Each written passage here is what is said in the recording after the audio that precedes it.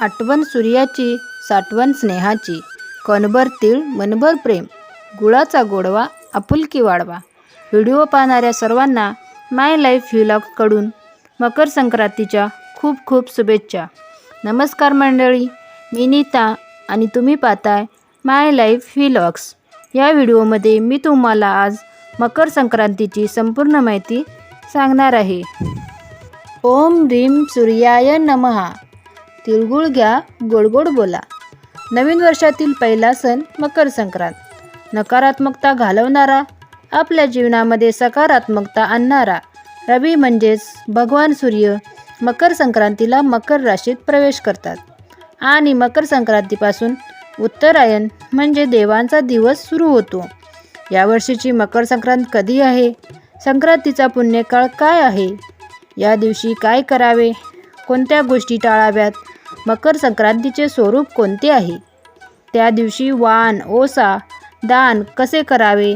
वाण किंवा ओसा देताना संकल्प कसा करावा?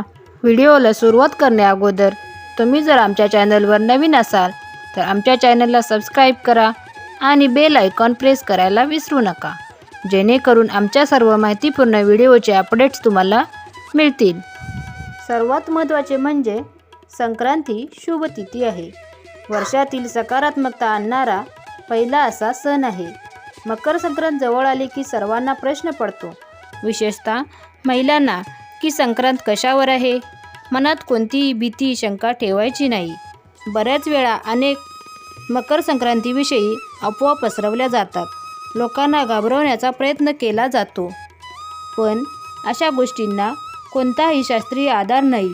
त्यामुळे अफवांवर विश्वास ठेवू नका.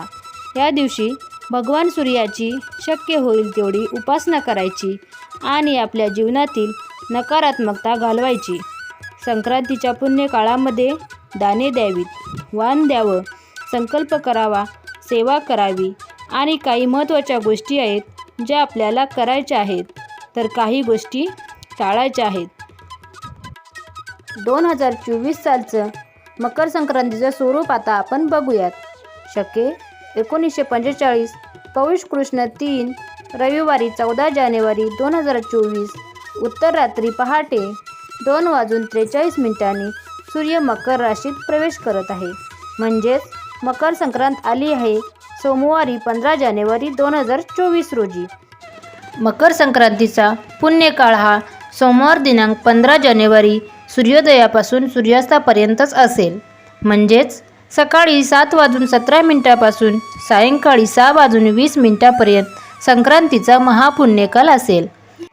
त्यामुळे सोमवारी 15 जानेवारी 2024 रोजी सूर्योदयापासून सूर्यास्तापर्यंत या पुण्यकाळात स्त्रियांनी विशेषतः वाण ओसा करावा, हळदी कुंकू करावं, भगवान सूर्याची उपासना करावी, आपल्याला शक्य असेल ते दान करावं, संकल्प करावा. या दिवशी काय करावं? मकर संक्रांतीच्या दिवशी गंगा किंवा इतर कोणत्याही नदीत स्नान करावं. मात्र ते शक्य नसेल तर अंघोळीच्या पाण्यात गंगाजल मिसळून स्नान करावं. तसेच या दिवशी तीळ मिश्रित उदकाने म्हणजेच अंघोळीच्या पाण्यात तीळ टाकून स्नान करावं. तिळाचं उटणं अंगाला लावावं. तिळाचा होम करावा. भगवान सूर्यांचा मंत्र, भगवान विष्णूचा मंत्र या मंत्राचे पठण करून आपल्या घरात तीळ होम अवश्य करावा. तो कसा करावा ते मी पुढे सांगणारच आहे. त्यानंतर आपण तीळ अर्पण करू शकतो. या दिवशी आपण तिळगुळ घ्या, गोड गोड बोला असे म्हणतो. या दिवशी एकमेकांना तिळगुळ अवश्य द्यावे आणि तीळदान अशा प्रकारे तिळाचा उपयोग या दिवशी केल्याने सर्व पापांचा नाश होईल. संक्रांती देवीचं या वर्षीचं स्वरूप समजून घ्या. दरवर्षी संक्रांती देवीचं स्वरूप, वाहन, उपवाहन, शस्त्र, वस्त्र या सर्व गोष्टी बदलत असतात. आपणा सर्वांना माहितीच असेल, मकर संक्रांतीच्या दिवशी संक्रांती देवीने अवतार घेऊन संकासूर नावाच्या उन्मत्त झालेल्या राक्षसाला मारले होते. तसेच किंक्रांतीच्या दिवशी संकासुराचा भाऊ किंक्रासूर याचा वध केला होता.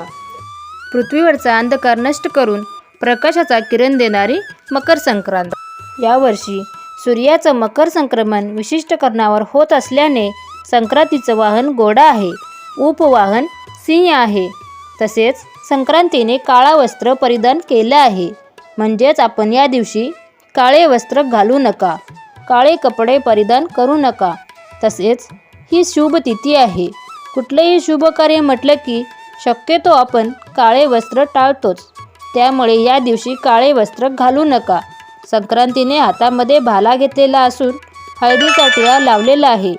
संक्रांती वयाने वृद्ध असून खाली बसलेली आहे. तिने वासाकरिता दुर्वा हातात घेतलेले असून ती चित्रान्न भक्षण करत आहे. मकर संक्रांती ब्राह्मण जातीची असून भूषणार्थ तिने सोनं धारण केलं आहे. म्हणजेच सोनं यावर्षी महाग होण्याची शक्यता आहे. संक्रांतीचं वार नाव घोरा आहे. तसेच नक्षत्र नाव महोदरी आहे. सामुदाय एकूण 15 मुहूर्त आहे. संक्रांती उत्तरेकडून दक्षिणेकडे जात आहे आणि नैऋत्य दिशेकडे पाहत आहे. आता आपण बघूयात संक्रांतीच्या दिवशी कोणत्या गोष्टी टाळायच्या आहेत. 15 जानेवारी सकाळपासून संध्याकाळपर्यंत आपण या गोष्टी टाळाव्यात. कोणालाही कठोर बोलू नये, कुणाशी वाद भांडण करू नये. घरामध्ये तसेच घराबाहेर आपलं मन शांत ठेवा. त्याचप्रमाणे कामविषय सेवन ही कामे करू नका.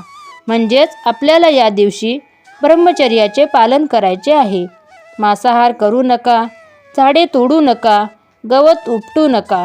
तसेच या दिवशी तुळस तोडणे सुद्धा अशुभ मानले जाते.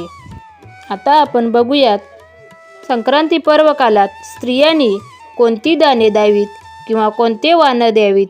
या दिवशी आपण नवीन भांडे, गाईला घास अवश्य द्यावा. अन्नदान करा, तिळपात्र दान करू शकता. गूळ, तीळ, वस्त्र, घोडा, सोने, गाय इत्यादी आपण यथाशक्तीने दान करू शकतो. या ज्या वस्तू सांगितल्या आहेत या व्यतिरिक्त या दिवशी दानाला अतिशय महत्त्व आहे. आपल्याला जे शक्य आहे ते दान सत्पात्री व्यक्तीला करावं. ब्राह्मणाला दिलं तरी चालेल. एखादा गरजू व्यक्ती याच भिकारी असेल त्याला करा. या दिवशी सवाष्णीला पण हळदी कुंकू आणि वाणं अवश्य द्यावीत. दानाचं महत्त्व याचसाठी आहे. मकर संक्रांतीला सूर्य उपासना केली जाते आणि सूर्य ही देवता दानासाठी ओळखली जातात.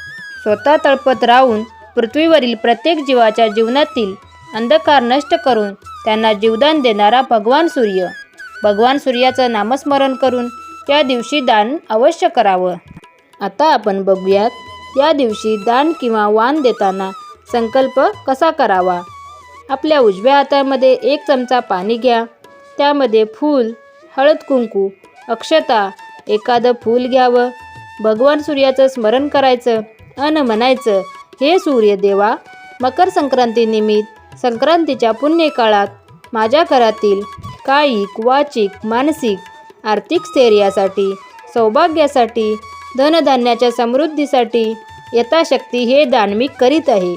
असे म्हणून हातातील पाणी, फुलं कामनामध्ये सोडून द्यायचं. एखाद्या सवाष्णी स्त्रीला हळदी कुंकू करून वाण द्यावं.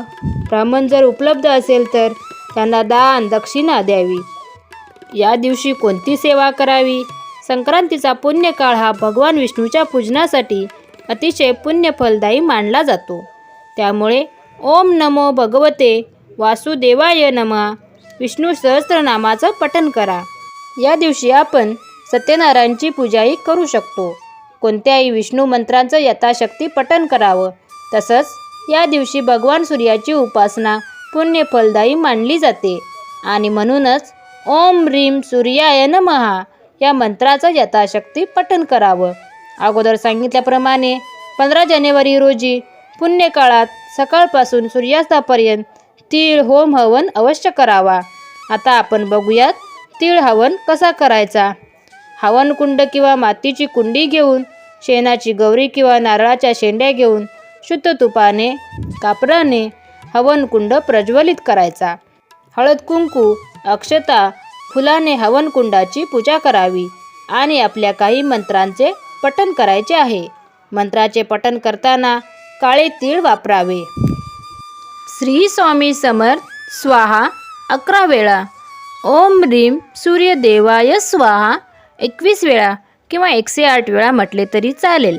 तसेच ओम नमो भगवते वासुदेवाय स्वाहा 11 वेळा असं म्हणून 11 वेळा आहुती द्यावी. स्वाहा म्हणताना काळे तीळ हवनामध्ये सोडून द्यायचे. त्यानंतर नवग्रह स्तोत्र पठण अवश्य करा. अशा प्रकारे प्रत्येक मंत्राचे पठण झाल्यावर स्वाहाकार करून आणि तिळाचं हवन म्हणजेच काळे तीळ हवनात सोडून द्यायचे. तर अशा प्रकारे मकर संक्रांतीला सकारात्मक दृष्टीने या सर्व सेवा करा. मकर संक्रांती शुभ तिथी आहे, पुण्य फलदायी आहे. माहिती आवडल्यास तुमच्या मित्रपरिवारासोबत शेअर करा आणि आमच्या चॅनलला सबस्क्राईब करा. तसेच कमेंट्समध्ये तिळगुळ घ्या गोड गोड बोला जरूर लिहा.